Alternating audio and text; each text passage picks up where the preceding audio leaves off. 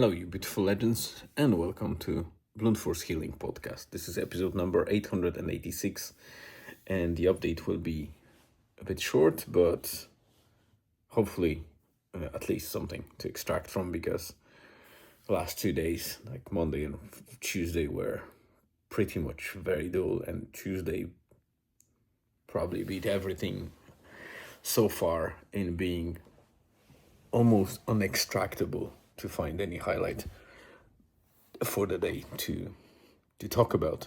I still managed to talk for 3 minutes, so I don't really recall what I was talking about, but I must have been babbling for too long. So let me get straight to it. Today's episode is called The Rhino and the Frogger, or Rhino and Frogger, which is just a twist of two things, two highlights. So the first one, the beginning of Tuesday in the morning, Wednesday. It's Wednesday today, so it's, I'm just tired.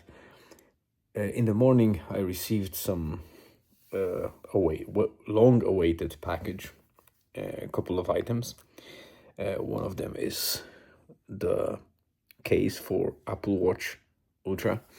So the strap is Nomad, so it's not original Apple strap. They are shite.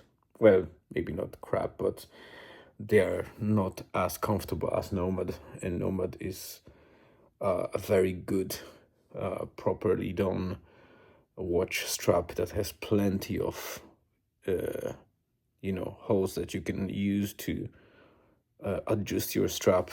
I have no problem with it being tight, and I get no rash or anything like that. It provides some weird breathing space for the skin anyway, which is great for a plastic strap. But the case, it has, like, you can see a lot of salt from the water, from the ocean, but the rim is a separate thing and the rest is, you can see it's not covering the whole watch, just clamps at the sides, and it protects not only the titanium case of the watch from, dents, or, well, probably hard to dent it, but it might be potentially scratched by something. And this elevated rim allows for the screen to be protected to some extent as well. I didn't put the screen protector yet on it, and I don't want to put too much, but so far so good. Despite the fact that it's titanium and some sapphire, whatever the glass is, I still want to start protecting my gear more, because so far most of my phones and watches were pretty battered after the use for 2-3 years, because I didn't care much.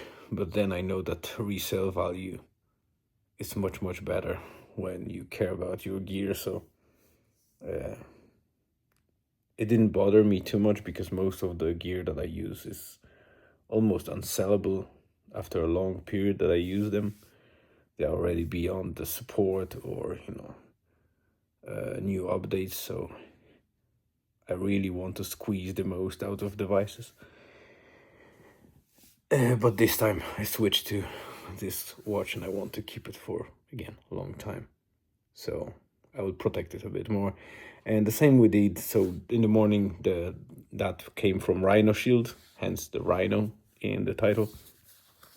It's the company that is probably one of not many companies that really care about testing their cases and improving on them. So it's not like a Chinese Temu or AliExpress type of case from some random factory in China.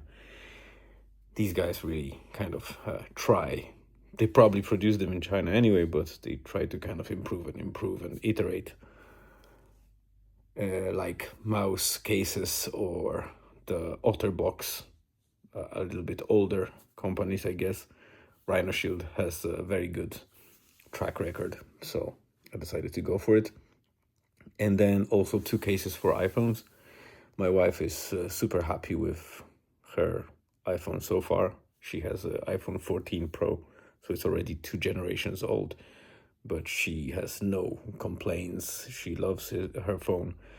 And the last case she had was one of those kind of rubber silicone type of cases, no name. It started tearing a little bit, and that was probably because she's carrying her phone to the sauna, and the heat obviously decreases the rubber or silicone longevity. So we decided to go for a case for her. She didn't go for MagSafe compatibility, so it's just a standard case. If she wants to use the MagSafe charger, she needs to take the phone off the case, because case isolates the magnet inside, or the charger inside the phone, from the MagSafe. But she doesn't use it. She uses the cable, so she was fine with it. But instead, she went for one of the plenty of proper art customizations and the collections. They're like, Rhino Shield has a gallery of different designers, and you can choose and pick the colors of the case and the buttons and then the graphics that you want to put on that. So she went for it.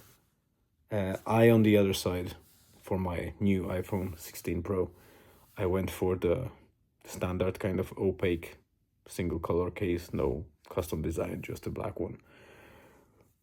And instead, I decided to make it MagSafe compatible, and indeed, it has a proper built-in MagSafe.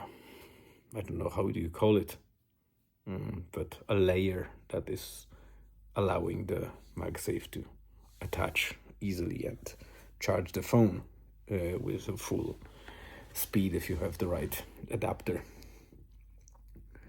And also, one of the main things is that iPhone 16 Pro series and Pro Max, they have like that camera button on top that is not only clickable, but it also has like the haptic, well, maybe not haptic, just a touch kind of controls. You can set the zoom, or the depth of field to be modified with that button. And most of the case producers decided to cut out that place and allow for easy access to it. But that makes case either weaker or not as tight as it should be. Some other cases have just a standard button there, and you can only click it, so it won't work with the touch controls. Mouse and Rhino Shield, I'm not sure about OtterBox, they went for new cases with a button adaptation, so they really kind of elevated that layer and designed a special touch button equivalent to the iPhone's one, so it seamlessly allows you to remain and have the control of all the features that the standard button has without the case. So the case is fully compatible, and you can fully use your iPhone 16 Pro or Pro Max. And that's why I went for Rhino Shield, to give them a shot. And so far, so good. It looks tight.